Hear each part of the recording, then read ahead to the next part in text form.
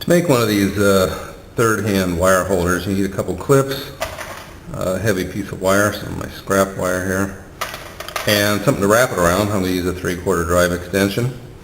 And let me get wrapping and I'll show you what we're going to do here with the wrappings. So here's where we are. Let me show you. I've got this twisted around here and like this. So I went around twice on this side, made a loop out like that, and then twice more on this side because I want both of my clips, both of these clips on the same side. I don't want one on this side and then one over here. I want the wire straight across.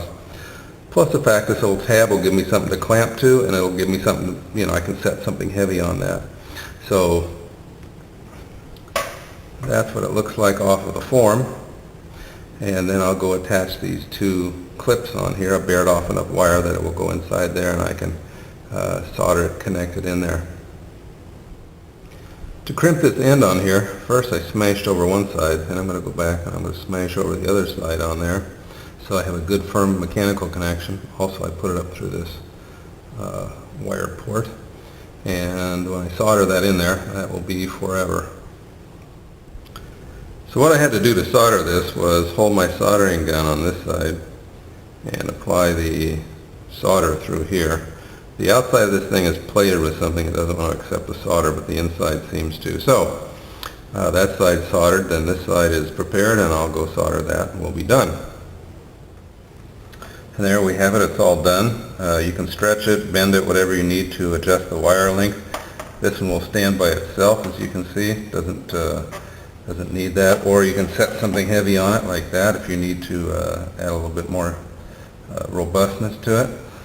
But there you have it, your own third hand.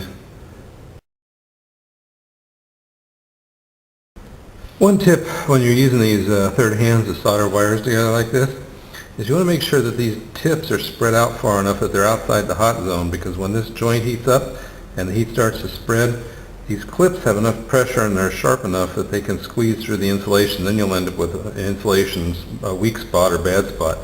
One tip you can do to avoid that, first of all, you can spread these out as far as you can go to make sure it doesn't happen.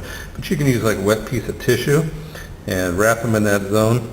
Just drape them over there on each side, and you'll help cut the heat down and avoid that insulation puncture.